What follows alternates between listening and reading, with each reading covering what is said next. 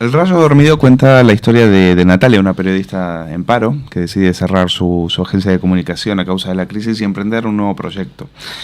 Un proyecto personal en el cual recopilará historias sobre dos personas del mismo pueblo que vivieron vidas muy, muy distintas y con trayectorias opuestas y con suertes diferentes. A partir de aquí se desarrolla la trama de una novela estupenda que es El Rayo Dormido, y que por suerte tenemos aquí la posibilidad de hablar con su autora, con Carmen Amoraga. Carmen, un placer tenerte aquí en Periodista Digital. Igualmente, gracias. Bienvenida.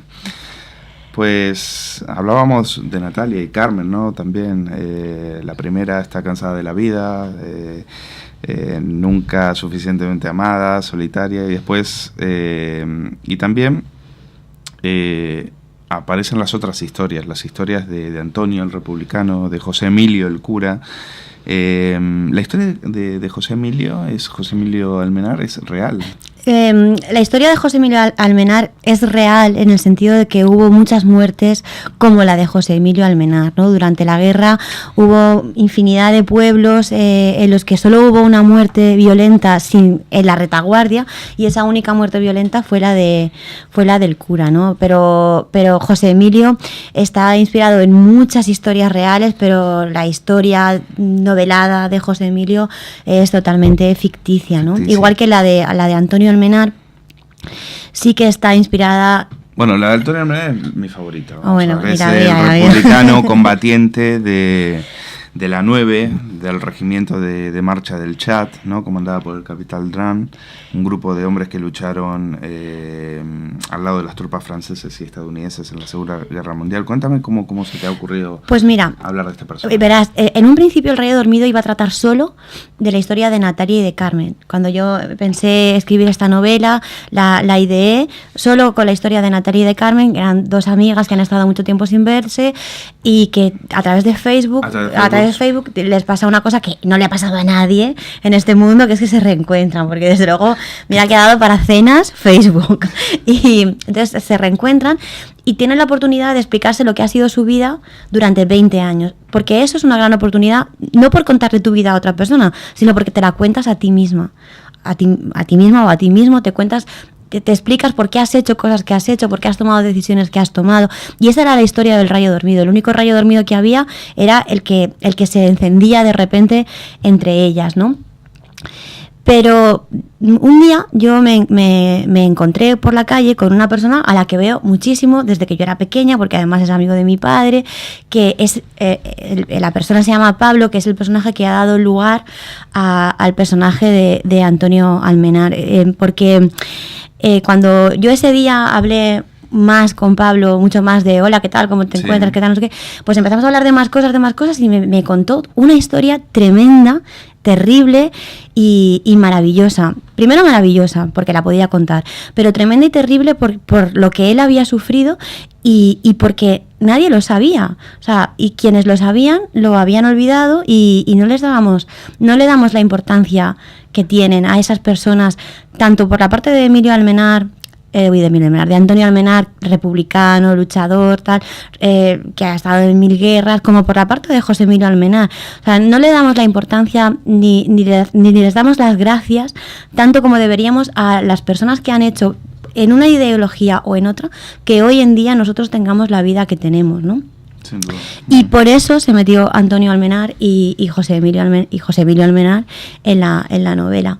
Y se dice que en esa relación entre Natalia y Carmen surge también la Carmen Amoraga de libros anteriores, como Todas las caricias y Algo tan parecido al amor. ¿Coincides con eso? Bueno, yo es que, claro, soy la misma Carmen Amoraga, entonces a mí siempre yo siempre he preferido tratar novelas de personajes más que de acontecimientos. En mis novelas es más importante cómo viven los personajes, lo que les pasa, que lo que sea que les pasa, ¿no? Y entonces en ellas dos sí que está más la Carmen Amoraga como observadora de los sentimientos y de las reacciones, ¿no? Pero luego, por otro lado, está la otra parte histórica y periodística que sí que es, digamos, una novedad, ¿no? Pero me apetecía hacerlo. Pero te fascinan las historias pequeñas de gente pequeña, sí, has dicho, ¿no? Y que al final como son las más grandes, las que más... Claro, no son las que tú le sacas más no partido, son las que ¿no? pasan a los libros de historia, pero son las que hacen la historia, ¿no? Por ejemplo, en el caso de Antonio Almenar, que forma parte de la 9, casi nadie sabe lo que es la 9. Por ejemplo, en Valencia, de donde yo soy, la televisión autonómica se llama Canal 9. Y cuando yo preguntaba, ¿sabéis lo que es la 9? Me decían, ¿el qué? ¿El Canal 9? Claro. La tele. No, claro. La tele no, otra cosa. Y entonces esta historia grande, porque al fin y al cabo la 9 fue la que liberó París, no solo la 9, pero fueron los primeros que liberaron París, los primeros que llegaron al Nido de Águilas, que era donde se refugiaba Hitler. Hicieron muchísimas cosas y no han pasado los libros de historia hasta hace muy poco, por esos movimientos políticos que se nos escapan, ¿no? Pero sin embargo, fueron gente pequeña, anónima, historias pequeñas, que han acabado formando la historia. La historia la hacen las personas a pie de calle, a pie de mina, ¿no? Y luego lo que pasa es que a la gran historia pues pasa quien pasa. A mí el concepto del rayo dormido me parece interesantísimo. Dices que bueno, un rayo dormido es estar intranquilo con el pasado de uno.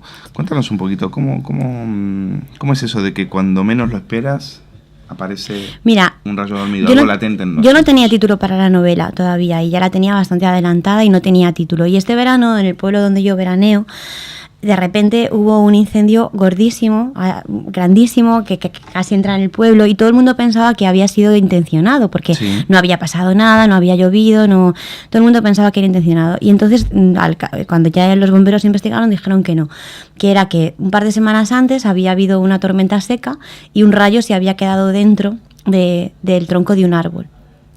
Y luego había salido a la luz, ¿no? Había salido fuera. Entonces yo pensé, pero si esto nos pasa a nosotros también, nos pasa a las personas, nos pasan cosas, no necesariamente grandes tragedias, porque yo cuando pienso en una gran tragedia, bueno, pienso en tragedias que no quiero ni pensar, que le pase algo a mi hija, que pase a mis padres, que pasen cosas realmente graves, ¿no? Esas son las grandes tragedias, pero luego todos tenemos tragedias cotidianas que nos joroban el día, o a lo mejor la semana, o a lo mejor el mes, pero parece que te refieres más a, sí, pero me refiero, a recuerdos, a experiencias que sí, eso es lo que te digo, que entonces pasan factura más con el tiempo. Claro, todos tenemos esas pequeñas tragedias que preferimos no mirarlas por puro espíritu de supervivencia, ¿no? Alguien que no nos ha querido, alguien que nos ha hecho daño, algo que nosotros mismos no hemos hecho bien y de lo que no nos sentimos orgullosos, como por ejemplo en el caso de Antonio, su rayo dormido es algo de lo que no se siente orgulloso. Una persona que tiene una trayectoria intachable también hace algo de lo que no se siente orgulloso, porque aquí no somos de una sola pieza, todos tenemos muchas aristas y muchas caras, ¿no? Y entonces tenemos ese algo que nos hace sentir mal, tan mal, que para poder seguir adelante lo escondemos y miramos hacia otro lado, pero las cosas que nos pasan siempre nos acaban pasando factura también, ¿no? Y salen cuando menos nos lo esperamos.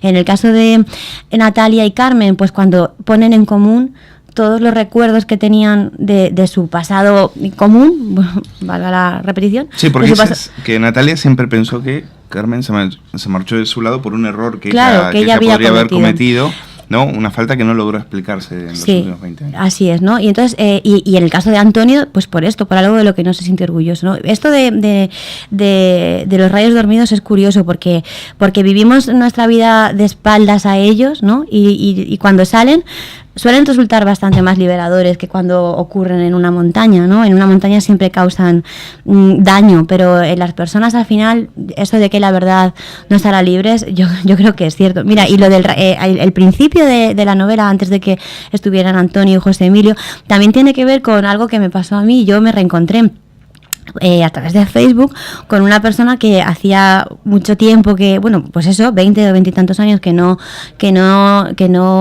habíamos sabido nada la una de la otra, y esa persona había sido mi primer amor, ¿no? Y yo, claro, cuando él me dejó, yo pensaba que había sido por algo horrible que había hecho yo, y luego la realidad no tenía nada que ver pues yo habría hecho muchas cosas horribles, pero él me había dejado por otras cosas que no tenían nada que ver con lo que yo había pensado, y además yo siempre había tratado de no repetir esos errores que para mí hice en esa primera relación, ¿no? O sea que muchas veces nosotros vivimos las mismas cosas, pero las interpretamos de forma distinta, y cuando las ponemos en común nos damos cuenta de lo distinto que hemos vivido el mismo acontecimiento. Pero Carmen, también es verdad que después de 20 años, las interpretaciones sobre las cosas que pasaron hace 20 años son muy distintas de las que realmente uno pudo haber tenido es decir, nosotros mismos elaboramos nuestras propias interpretaciones de los hechos, ¿no? Sí, eso también es verdad, pero es que nosotros vivimos en un proceso de aprendizaje continuo, ¿no? Y si hoy interpretamos algo que pasó hace 20 años, lo vamos a interpretar de forma distinta, pero esos 20 años, el transcurso de esos 20 años,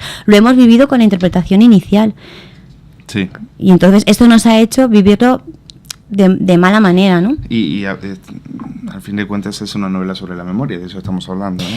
Dices que la memoria es caprichosa, dice uno de tus personajes, la memoria es caprichosa, ha borrado lo malo, el camino del exilio, la muerte, claro, se refiere al caso de Antonio, los campos de concentración, pero fíjate, yo creo que más que caprichosa también es terapéutica, es decir, el olvido tiene también un factor en el sentido de que es lo que nos evita que entremos en bucle, ¿no? Y que podamos seguir con nuestras vidas. Sí, es así, es así. La memoria es selectiva para sobrevivir como especie y como individuo, porque yo por ejemplo, cuando tuve mi primera hija, mi marido y yo nos preguntábamos, la gente cómo tiene más de un hijo, y luego decíamos, es porque se te tiene que olvidar. Si no se te olvida toda la angustia, todo el cansancio, si no tendrías más, ¿no? Y es así, porque no puedes vivir. De hecho, repito, sí, he borrado todo. Un hijo más que viene en camino. Sí, pero es para sobrevivir, ¿no? Hay gente que lo tiene muy fresco, me refiero a gente que ha vivido las tragedias, como en el caso de Antonio, que todavía viven, porque Antonio tiene 88 años en la novela, y entonces hay gente de esa edad que tiene muy fresco pues todo el tema de la guerra, todo el tema del exilio, todo el tema de ese gran sufrimiento, ¿no?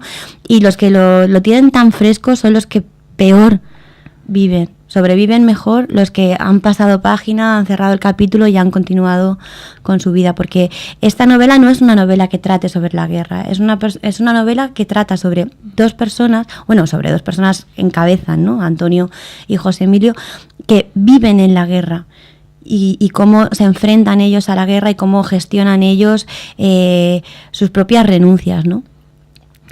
Pues no vamos a dejar de destripar la novela y que sean los lectores los que la descubran, porque bueno, es un viaje apasionante y también precisamente por esto de Facebook, ¿no? De que estamos permanentemente, más que una red social, también es un viaje hacia la memoria y hacia encontrarnos con algo que pensábamos que estaba ahí y que había desaparecido. Gracias, Carmen, por visitarnos.